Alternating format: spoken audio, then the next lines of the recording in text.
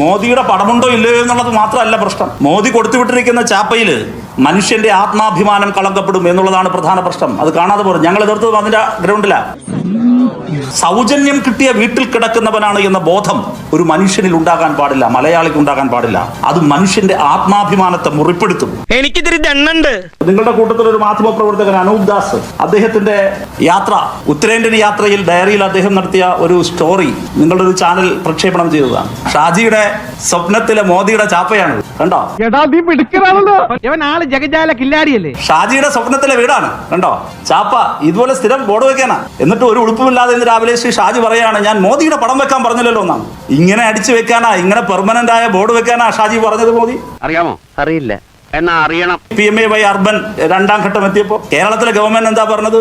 ഇങ്ങനെ സ്ഥിരം ബോർഡ് വെച്ച് ചാപ്പയടിക്കാൻ മലയാളിയുടെ വീട് കിട്ടില്ല. ഇതാണ് തർക്കം.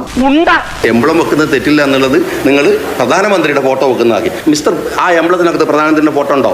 ഈ എംബ്ലത്തിന് പുറത്ത്, ഇത് ഞാനതിന്റെ മിനിസ്റ്ററാണ്, ഈ എംബ്ലത്തിന് പുറത്ത് ഇതിങ്ങനെ നോക്കിയാൽ ആരെയും കാണുന്നുണ്ടോ? ഏതെങ്കിലും പ്രധാനമന്ത്രി മുഖ്യമന്ത്രിനെ തോന്നുന്നുണ്ടോ?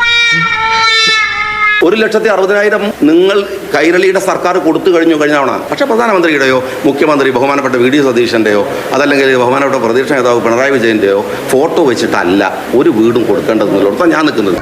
ഇനി ഇത് പൊളിക്കാൻ എന്താ പരിപാടി? PMAY റൂറലിൽ ഈ തർക്കം ഇപ്പോഴില്ല.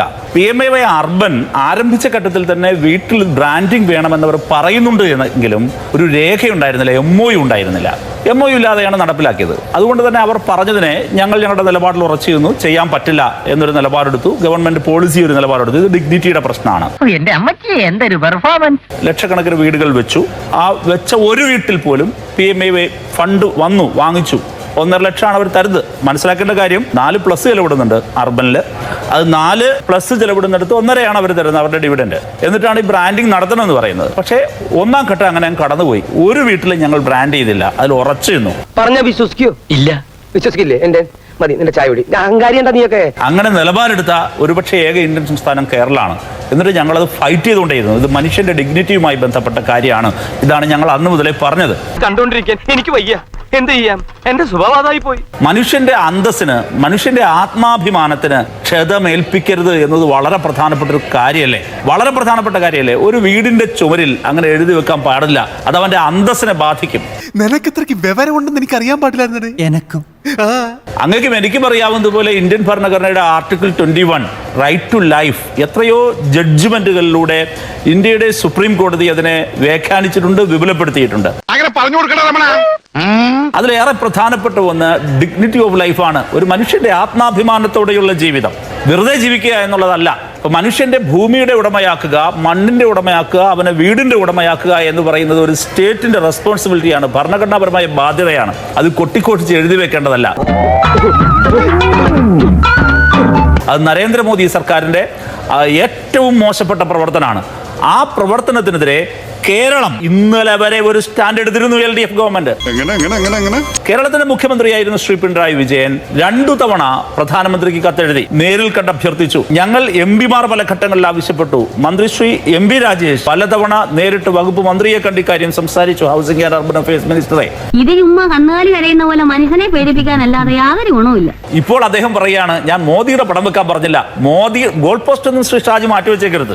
മോദിയുടെ പടം വെക്കുന്നോ ഇല്ലയോ എന്നുള്ളതല്ല പ്രശ്നം, മറിച്ച് ചാപ്പകുത്തലാണ്. ഒരു മനുഷ്യന്റെ ആത്മാഭിമാനത്തിൽ അവന്റെ വീടിന് മുമ്പിൽ ചാപ്പ കുത്തി വെക്കുകയാണ്. വ്യക്തമായിട്ടുള്ള ഉത്തരം എനിക്കുണ്ട്. ഞാനും നിങ്ങളും ലോൺ എടുത്ത് വീട് വാങ്ങാറുണ്ട്, വെക്കാറുണ്ട്. ആ ബാങ്ക് പറയാണ്, നാളെ മുതൽ ഞാൻ കടന്നു വന്നിട്ടാണ് നീ വീട് വെച്ചത്, വാങ്ങിയത്, അതുകൊണ്ട് നിന്റെ വീട്ടിന്റെ മുമ്പിൽ എന്റെ ലോഗോ പതിച്ചിരിക്കണം സ്ഥിരമായി എന്ന് പറഞ്ഞാൽ ആത്മാഭിമാനമുള്ളൊരു മലയാളി സമ്മതിക്കോ? വിപ്ലവ ചിന്താഗതി ഉണ്ടാവും മനസ്സിൽ.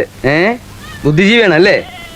മാറ്റിയെടുത്ത് ഇപ്പോൾ കഴിഞ്ഞ ലോക്കൽ ബോഡി തെരഞ്ഞെടുപ്പിന് ശേഷം കമ്മ്യൂണിസ്റ്റ് പാർട്ടിയുടെ മുതിർന്ന നേതാവ് ശ്രീ MM മണി അദ്ദേഹം പറഞ്ഞൊരു വാക്യമുണ്ട്, പെൻഷൻ വാങ്ങി തിന്നിട്ട് അവർ തോറ്റു, CPM തോറ്റില്ല, അവർക്ക് LDF വോട്ട് സീറ്റ് കുറഞ്ഞില്ല. അപ്പോൾ പറഞ്ഞു, പെൻഷൻ വാങ്ങി തിന്നിട്ട് ഞങ്ങൾക്കെതിരെ വോട്ട് ചെയ്തവരെ എന്താ പറയേണ്ടതെന്ന് അറിയാമോ?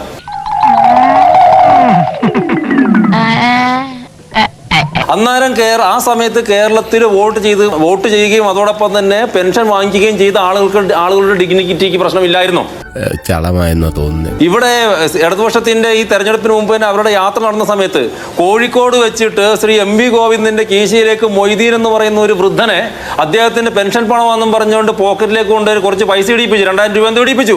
MV ഗോവിന്ദൻ അത് തിരിച്ചു കൊടുക്കുകയും ചെയ്തു. ഞാനൊരു സത്യം പറഞ്ഞ് വിശ്വസിക്കൂ, എനിക്കത് ഓർമ്മയില്ല. PR വർക്കിന് വേണ്ടിയിട്ട് പിന്നീട് നിങ്ങളടക്കമുള്ള മാധ്യമങ്ങൾ റിപ്പോർട്ട് ചെയ്തു അദ്ദേഹത്തിന്റെ പെൻഷൻ പണമല്ല, CPM-ന്റെ നേതാക്കന്മാരുകൊണ്ട് അദ്ദേഹത്തിന് പണം കൊടുത്തു, MV ഗോവിന്ദന്റെ പോക്കറ്റിൽ ഇട്ടുകൊടുക്കാൻ വേണ്ടി പറഞ്ഞതാണ് എന്ന് പറഞ്ഞിട്ട് PR വർക്കിന് വേണ്ടിയിട്ട് മൊയ്തീൻ എന്ന് പറയുന്ന പാവപ്പെട്ട ഒരു വൃദ്ധനെ ഉപയോഗിച്ചപ്പോൾ അദ്ദേഹത്തിന് ഡിഗ്നിറ്റി ഇല്ലായിരുന്നു.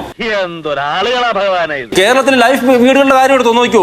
അഞ്ചരക്കണ്ടി ലൈഫ് പദ്ധതി 16 വീടുകളുടെ താക്കോലുകൾ കൈമാറി അന്നത്തെ മന്ത്രിയായിരുന്ന MB രാജേഷ് കുറെ അമ്മമാരുടെ മുമ്പിൽ വലിയ താക്കോലിന്റെ രൂപങ്ങളൊക്കെ പിടിച്ചെടുക്കേണ്ടി നിൽക്കുകയാണ്. ആ ഫോട്ടോ ഇന്നും ഗൂഗിളിൽ കിട്ടും. ആ സമയത്ത് ഇവിടെ സാധാരണക്കാരന്റെ ഡിഗ്നിറ്റിക്ക് പ്രശ്നം ഉണ്ടായിരുന്നില്ല, അതിനകത്ത് കുഴപ്പമൊന്നും ഉണ്ടായിരുന്നില്ലേ? കഴിഞ്ഞ കുറെ വർഷങ്ങളായിട്ട് കഴിഞ്ഞ 10 വർഷം കേരളത്തിൽ ഇടതുപക്ഷം ഭരിക്കുമ്പോൾ പെൻഷൻ കൊടുക്കുമ്പോഴായിക്കോട്ടെ വീട് കൊടുക്കുമ്പോഴായിക്കോട്ടെ പാവപ്പെട്ട വൃദ്ധരായിട്ടുള്ള അമ്മമാരുടെ ചിത്രം കയ്യിൽ കാശും പിടിച്ചുകൊണ്ട് നിൽക്കുന്ന ചിത്രങ്ങൾ സോഷ്യൽ മീഡിയ വഴി മുഴുവൻ പ്രചരിപ്പിച്ചപ്പോൾ അവരുടെ ഡിഗ്നിറ്റിക്ക് പ്രശ്നം ഉണ്ടായിരുന്നില്ലേ?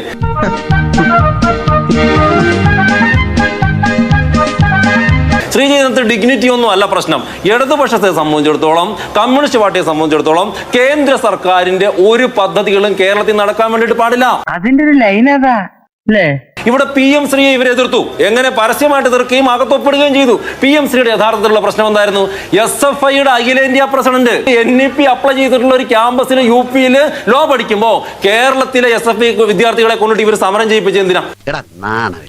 അപ്പൊ അതിന്റെ കാരണം എന്ന് പറയുന്നത് ഇവർക്ക് കേരളത്തിൽ കേന്ദ്ര സർക്കാരിന്റെ പദ്ധതികൾ നടക്കാൻ വേണ്ടിയിട്ട് പാടില്ല. നമ്മുടെ മുഖ്യമന്ത്രിയായിരുന്ന കേരളത്തിലെ നിലവിലെ പ്രതിപക്ഷ നേതാവിന്റെ കൊച്ചുമകൻ തിരുവനന്തപുരത്തെ CBSE-യിലെ NEP അപ്ലൈ ചെയ്തിട്ടുള്ള ഒരു പ്രൈവറ്റ് സ്കൂളിൽ പഠിക്കുമ്പോൾ എങ്ങനെയാണ് ഈ CPM ഈ കമ്മ്യൂണിസ്റ്റ് പാർട്ടിക്ക് ഇടതുപക്ഷത്തിന് ഇവർക്ക് NEP എതിർക്കാൻ വേണ്ടിയിട്ട് സാധിക്കുക? അപ്പൊ ഇതിന്റെ ഒക്കെ കാരണം എന്ന് പറയുന്നത് ഇവർക്ക് കേരളത്തിലെ കേന്ദ്ര സർക്കാരിന്റെ ഏതൊരു പദ്ധതി വന്നാലും എതിർക്കണം. അതിനപ്പുറത്തേക്ക് ഡിഗ്നിറ്റി ഒന്നും അല്ല കാരണം. ഡിഗ്നിറ്റി ആണെങ്കിൽ ഇവരത് ചെയ്യണമായിരുന്നു. സാധാരണക്കാരായിട്ടുള്ള വൃദ്ധജനങ്ങളെ കൊണ്ടുവന്നിട്ട് സർക്കാരിന്റെ കാശ് വാങ്ങിച്ച് നക്കിയവരുന്ന ഈ നാട്ടിലെ പെൻഷൻ വാങ്ങുന്ന ആളുകളെ ഇവരുടെ സമുന്നതനായിട്ടുള്ള നേതാവ് MM മണി വിളിച്ചിട്ട് അത്രയും ഡിഗ്നിറ്റിക്ക് പ്രശ്നമൊന്നും കേരളത്തിലെ ഒരാൾക്കും കേന്ദ്ര സർക്കാർ വരുത്തിയിട്ടില്ലല്ലോ. ഒന്നും ചെയ്യണ്ടല്ലേ? വേണ്ട, വെറുതെ ഇടികൊള്ളാൻ എന്തിനാണ്?